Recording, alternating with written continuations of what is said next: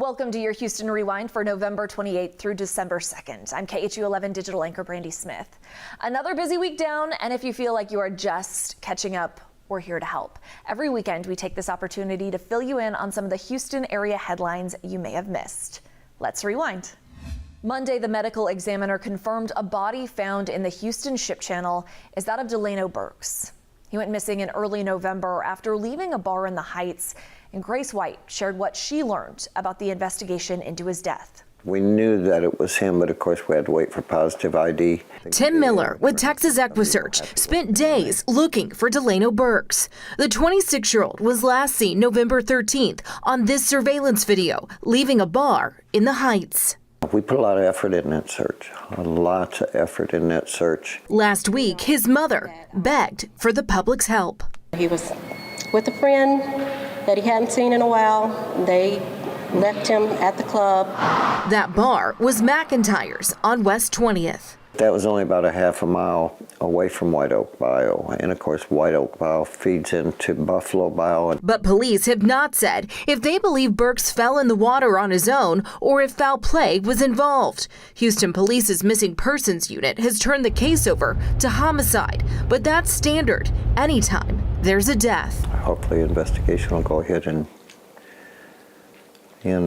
put our speculations behind us and hopefully come out with the truth. Monday was the first full day of the Houston boil water notice issued Sunday night, then lifted Tuesday. It impacted more than 2 million people while testing evaluated whether the water system was contaminated after transformers blew at a water purification plant. KHOU 11 Investigates discovered the city spent millions on backup generators at its plants, but didn't turn them on after the power outage. Jeremy Rogalski found out why. When Mayor Turner first heard of a power disruption at the city's East Water Purification Plant, the question that I immediately asked, did the generators kick on? The city has a long-term $56 million contract with NRG to have heavy-duty diesel generators at its water treatment plants. And NRG tells us all 32 of those units were available and ready to dispatch. But the city never asked NRG to turn them on. We did not call for the backup generators, but they would not have made a difference. Public Works Director Carol Haddock says that's because the supply of power wasn't the issue. The grid was up and running, but rather the two transformers that malfunctioned inside the plant couldn't connect to a power source. So even if the backup generators had been on, we would have had the same problem. The city's primary focus, resetting those failed transformers, which took more than an hour. You can connect to the grid where the power was running, and you can connect to your generators, then you have a very unique and unfortunate situation. The transformers that failed are about 24 years old, according to a Public Works spokesperson who added that a city contractor performs regular maintenance on them, and there was nothing in their history to signal Sunday's malfunction. We've asked for detailed maintenance and inspection records, and we'll follow up with what we find. Check out khou.com/investigations for those updates. Houston's massive Thanksgiving super feast was a success, but what you might not know is it wasn't all smooth sailing. Lauren Tallarico explained how a local man came through with hundreds of last-minute turkeys. Mix, oil, 2 turkeys. Every year, thousands of Houstonians look forward to filling their bellies at Citywide Club's big super feast Thanksgiving Day. I'm gonna go get my hair done. I'm gonna go get me some clothes. And I'm going over there to get me some of them little stuffed animals. But I'm going to eat first. But this year, days before, there was a major snafu. A truck carrying 12,000 pounds of turkeys from Nebraska to Houston broke down, and the turkeys were lost. I wouldn't let him say no, but he didn't want to say no. Monday morning, Congresswoman Sheila Jackson Lee called this man. I'm glad I was there. Houston area's Tanweer Ahmed is one of the biggest KFC franchisees in the country. Jackson Lee asked if he could help. Did you think, how am I going to do this? Wait a little bit. I mean, where there's a will, there's a way. At least, I wanted to make sure that I give my level best. He started scrambling, calling suppliers and friends, eventually securing 9,000 pounds of meat by the next day. Did you pay for all of that? Yeah, I ended up basically paying all that. Are you comfortable sharing how much that cost? I would rather not say that. One thing that I've learned is it's all about giving out. It's not about receiving it. This is how I grew up. The turkeys made it on time, and Citywide provided more than 18,000 hot meals on Thanksgiving Day. I had tears in my eyes when I saw those people. They were just being fed, and I couldn't be more happier than being part of that feast. I'm Lauren Tellerico, KHOU 11 News. The only person charged in connection with the murder of Fort Hood soldier Vanessa Guillen pleaded guilty Tuesday. We'll learn early next year how long Cecily Aguilar will spend behind bars. Aguilar admitted to 1 count of accessory after the fact and 3 counts of making false statements. She's accused of helping her boyfriend, Aaron Robinson, dismember and dispose of Guillen's body after he killed her on the Army post in 2020.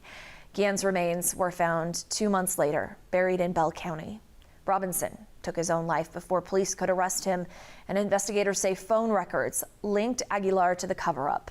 Guillen's family hopes Aguilar receives the maximum sentence. There's a lot of different ways to describe justice, but definitely for her to get the time that she deserves for the crime that she did. For some people it might be a life sentence, for some people it might be the death penalty.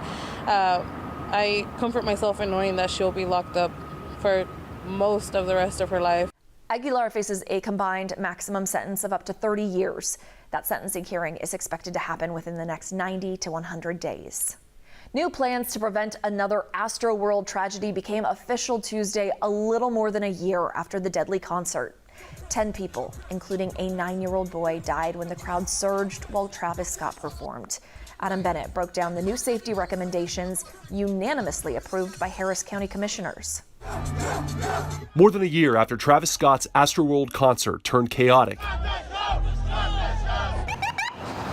killing 10 people and injuring hundreds more, I'll never forget the look of terror on people's faces. Harris County leaders today approved an agreement with the city. All in favor? Aye. They say will make large events at that same facility safer. This is a great step in the right direction. The agreement requires events at Energy Park with more than 6,000 people to have a unified command center. Is that all of the relevant safety-related stakeholders be either physically located in one place or be on radio where they can communicate immediately with each other. The plan also requires a medical and security plan to be reviewed and approved before the event happens.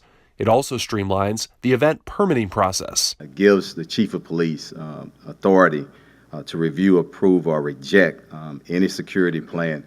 That's important. Paul Wertheimer is an expert on crowd behavior and has years of experience working with governments in developing crowd safety laws. It will not prevent the possibility of a future disorder or disaster in Harris County or in Houston. Wertheimer says that's because this plan still doesn't specify who calls the shots during an emergency.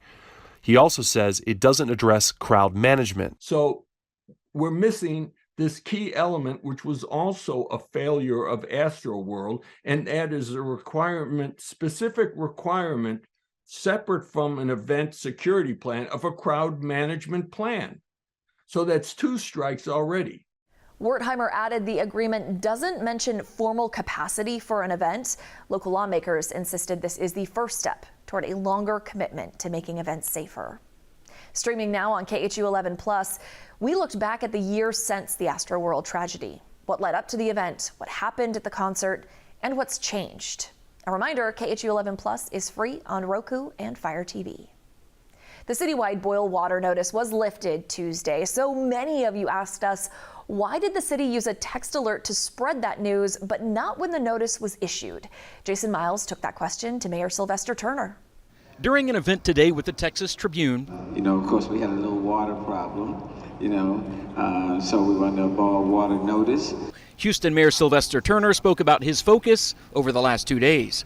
I certainly want to apologize to schools that had to close, businesses that were impacted. But he told me data that led to a boil water notice being lifted this morning backs up what some suspected since Sunday, when it was issued following a power outage at this purification plant. The 29 samples that we took from different areas within the city, not one of those samples had any bacteria or any contamination.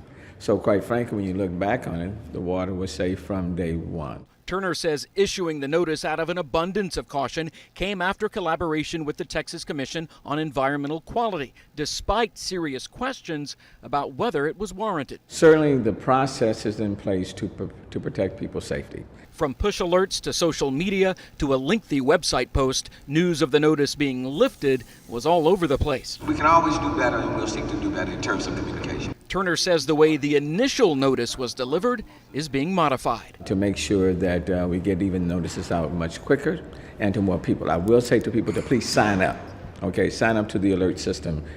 The mayor ordered a diagnostic review of the incident, adding a water plant improvement plan was already underway and may need to include other items.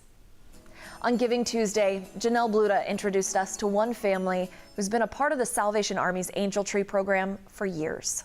Christmas is the most magical time of the year for any kid. We're all enjoying it and we're happy. And Apollo's KHOU is no exception. I get like clothes, pants, shoes, and like the gifts I want. Apollos is one of 12 children, and each year on Christmas morning, they wake up to find gifts under the tree, all thanks to the Salvation Army Angel Tree program. Their father, Burhan Asgadom, knows without the Salvation Army, Christmas wouldn't be as bright. We as a big family, it would have costed us more than thousands. Inside Santa's workshop at the Salvation Army, volunteers are already bagging up gifts to go to kids like 3-year-old Abraham and his little brother. But there are 800 other kids and senior citizens, also known as angels, that still need to be adopted. We have about 12,000 angels that have been registered this year, and then we start getting the toys ready. Ready for families like Burhan's, who came to the U.S. as refugees back in 2016. But their time here hasn't been the easiest. One of their daughters, Cecina, was killed at 8 years old in a hit-and-run accident a few years ago. But at Christmas, they can feel a little more joy than pain with help from a Secret Santa donation. Because I never miss it, getting gifts every year from Salvation Army. No matter how big or small your donation to the Secret Santa toy drive, it can brighten the holidays for children across Houston. You can donate by pointing your phone at the QR code on your screen. That will take you to KHOU.com. After a bullet shattered the window of a Rice military neighborhood home, people in the area expressed concern about the growing nightlife along Washington Avenue. They think that's to blame. Marcelino Benito found out that bullet ended up in a woman's bedroom. Surveillance video from a neighbor's camera captured the sound of gunfire. 4 shots before a car races by around 2:30 in the morning. It's a weekend occurrence where there are reports of, weapons being discharged. Only this time, a bullet ended up inside a woman's bedroom at a townhouse inside the Caceres gated community. When something like this happens, it wakes everybody up to, it can happen to anybody. The woman, who awoke to gunshots and a bullet ripping through her window and into her ceiling, didn't want to speak on camera, but shared these photos with us. They give us a sense of how close that bullet came. This absolutely could have ended differently. People are a little bit uneasy about how something like that happens in a community like ours. HPD believes it does not appear to be targeted. Mark Fairchild, president of the Rice Military Civic Club, says it's the latest incident in years' worth of crime and problems spilling into the community from Washington Avenue. There is a cause and effect. There is a direct correlation between what happens on the Washington Strip and then what ends up happening in our neighborhoods. It's why Councilmember Abby Kamen has been working with neighbors for years, trying to improve safety, including increased patrols.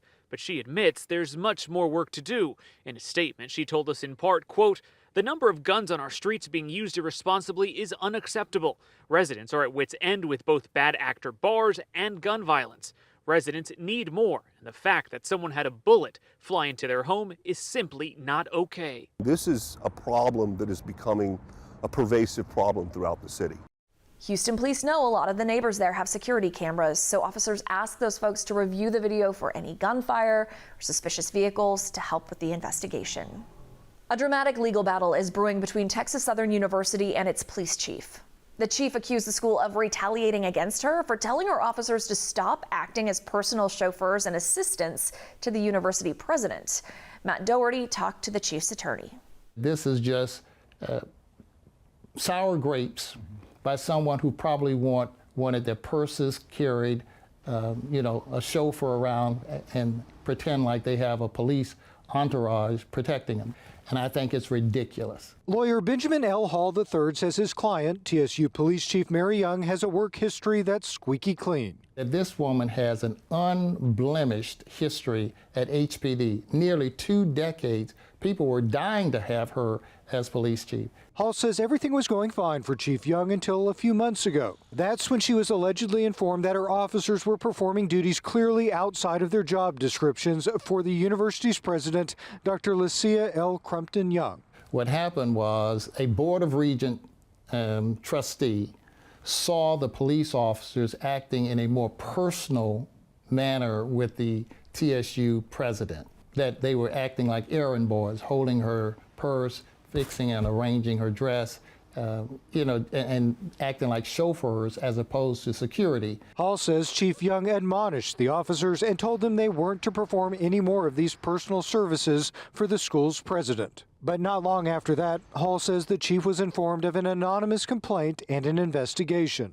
Lawyers for TSU said in a court hearing the complainant claimed the chief committed fraud. Hall says the fraud allegation was nothing more than the chief allowing officers to work overtime because the police force is understaffed. Now he says his client has a right to defend herself before she gets fired. But the several lawyers representing the university disagreed. They claim that keeping the chief on staff could cause irreparable harm to the university. Hall is requesting 2 weeks before the chief can be disciplined so that his client can see the investigation and refute the claims. KHOU 11 reached out to TSU for a statement. A spokesperson told us they don't comment on personnel matters or litigation, but we do have an update to this story on KHOU.com. Food security is a major issue in many of Houston's low-income neighborhoods. A pair of Prairie View A&M grads are doing something about it. They opened the Fresh House grocery in Sunnyside. Gerald Harris learned about their mission to provide healthy food options in places where that's typically out of reach. It's about bridging the inequality gap in accessing fresh fruits and vegetables. 2 young black farmers are now hoping to end food deserts in Houston. Jeremy Peaches and Ivy Walls are founders of the Black Farmer Box and owners of the Fresh House Grocery. Well, when Texas wintertime, that means we have collards, mustards, lettuce, leafy greens. Anything that doesn't have a flower grows in this season. Each just under 30 years old, grew up in the Sunnyside community, once a thriving area for generations of black people in Houston. You have to make it convenient, and you have to make it accessible, and you have to make it culturally relevant. Now the tandem are trying to fill the gap in the lack of fresh produce and foods that often leads to worsening food attainability. A U of A study came out about how there was like food and disparities in grocery stores in certain lower income neighborhoods. So it was kind of like a call to action to me and Ivy because one of those neighborhoods was Sunnyside. Ivy and Jeremy says the store is like a family atmosphere. When you think about food, especially the food that we eat, they're attached to memories. So listening to all the memories of folks coming in, talking about, man, I haven't had this way since I was a child and my grandfather grew it or my grandmother grew it. And so it has been absolutely amazing to greet everyone. And the ultimate goal is to eliminate food deserts in pockets of Houston, beginning with Sunnyside. The goal is to take this to other food desert communities to show them that they can have equity inside of their food system. We have a link on our website, KHOU.com, where you can purchase a Black Farmer's Box to show your support. In the Sunnyside community, I'm Gerald Harris, KHOU 11 News.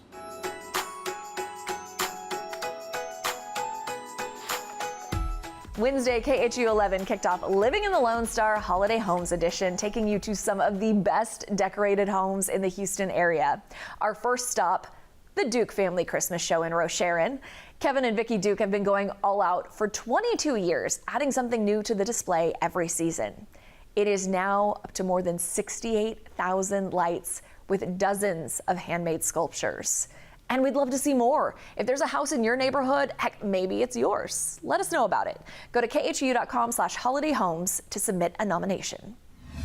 The Department of Homeland Security issued a new warning Thursday.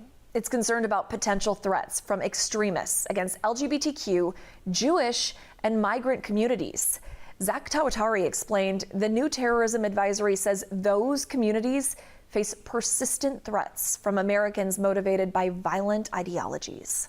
The Department of Homeland Security releasing a new bulletin naming minority groups who are targets of potential violence. It is something that weighs on everyone's mind. Anti-Defamation League Regional Director Mark Tobin says while he's grateful this alert was issued, the Jewish community has been dealing with the rise in anti-Semitism for half a decade. 5, even maybe 6 years.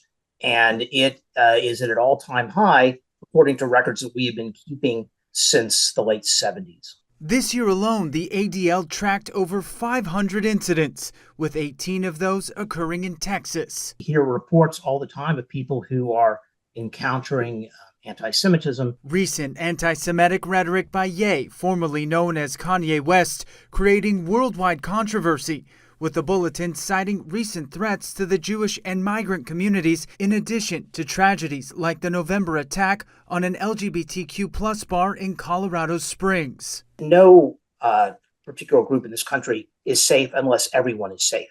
And with the threat level and holidays approaching, there might be even a more heightened consideration. Tobin says precautions like attack training at synagogues are taking place, but stopping this hate starts with speaking up against it. How we as a society, as a culture, can move away from this normalization of anti-Semitic and hate speech.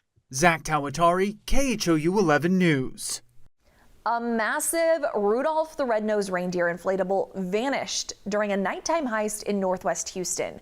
What the thieves didn't know, there's video evidence to show that they are on the naughty list. Brittany Ford met the homeowner who's offering a $2,000 reward for Rudolph's return. People just shouldn't be stealing Christmas, Christmas ornaments, Christmas decorations of all things.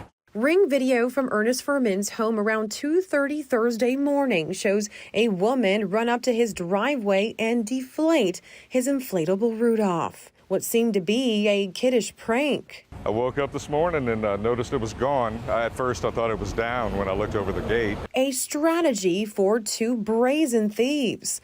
Furman says he went back to check the video and saw the two had returned a short while later, where you see them dragging the inflatable into the car.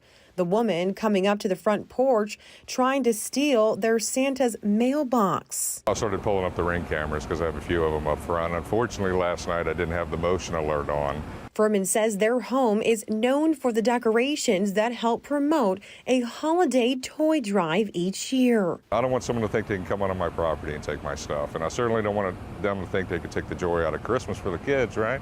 Letting no Grinch steal away the Christmas spirit. They were gone. It took 5 or 6 minutes. The dog didn't bark either, so I was sound asleep. He says he's hoping the video and a cash reward brings Rudolph back. If they come back for Santa, I want them to. I'm looking. Experts suggest buying a tracking device, like an AirTag, to attach to outdoor decorations or inflatables. It doesn't feel too wintry out there right now, but snow fell at the University of Houston's campus Thursday, giving students a chance to chill out before the start of final exams.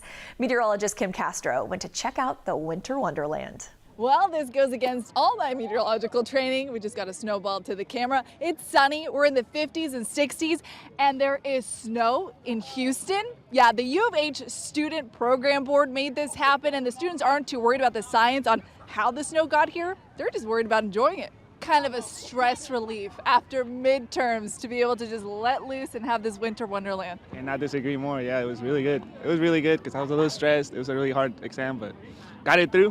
What's your strategy for the snowball fight? Trying to hide behind people, trying to block the shots. It seems like they're playing dirty over here. Take it. You can try and pack it, but it's all. It all depends on really how far you can throw things.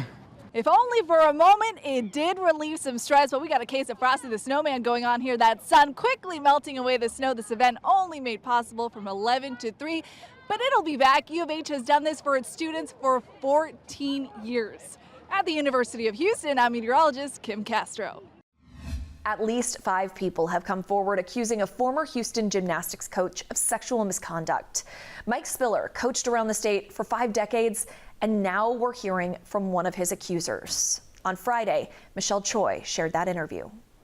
The woman you're about to hear from is one of Mike Spiller's student gymnasts from his time coaching here in Houston. She claims he molested her nearly 40 years ago when she was just 10 years old. Ann Whitney says it happened back in 1983 during a gymnastics team sleepover. In this new interview, she says she told her friends about the abuse at the time, but never told her parents or law enforcement. When you encounter a grown-up who is not on your side and that you can't trust, it is scary, real scary. Like, who can you trust?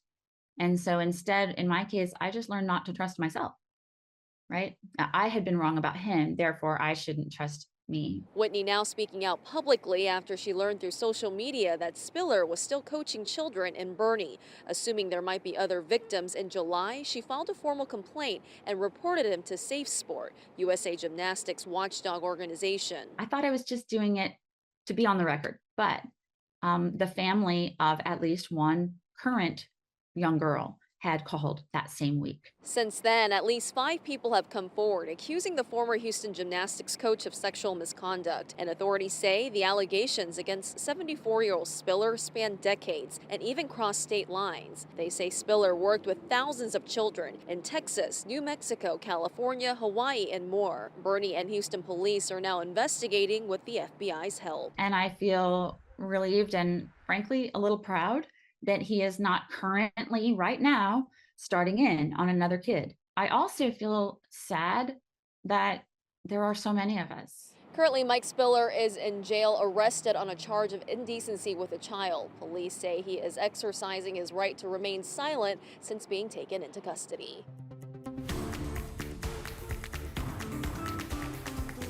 The Texans take on the Browns this weekend in what will be quarterback Deshaun Watson's first game of the season, facing his old team and possibly some of the women who accuse him of sexual misconduct. Stephanie Whitfield offered a preview of what to expect. Deshaun Watson is heading back to Houston, this time as the Cleveland Browns quarterback. The story attracting national attention, including this daily cover on SportsIllustrated.com. And for the first time in months, Watson got in front of a crowd of reporters, but rather than answer questions on the investigation's fallout, he kept it strictly about the game. I'm excited to just play football in general in front of Cleveland Browns fans, but also in front of some of the Houston Texans fans. You know, I'm excited to get in front of all those fans. I have so much love for the city of Houston and H-Town, and everyone in that city pretty much knows that. So I'm excited to do that, but, you know, the most important thing is, you know, I'm excited to be in front of the Cleveland Browns fans for sure. Attorney Tony Busby says some of the quarterback's accusers may also attend Sunday's game. Busby represented several of the massage therapists who sued Watson and settled over claims of inappropriate behavior during massage sessions. Watson's response? I'm not, worried about the atmosphere. I got to go in and make sure I execute the game plan. In all, Thursday's Q&A lasted about 15 minutes, but left many unhappy. Stephanie Whitfield, KHOU 11 News. This week, we've heard from victims advocacy groups in both Cleveland and Houston who are critical of Watson, the Browns, and the NFL. The Houston Area Women's Center issued a statement saying, while Watson's victims are still suffering, he'll be back playing with, quote, no long-standing financial or professional consequences. Hope that helped you catch up on this past week and you are ready for the next one. Remember, you can tune into KHOU 11 on air, online via KHOU.com and YouTube, as well as by using our free KHOU 11 Plus apps on Roku and Fire TV. Have a great week.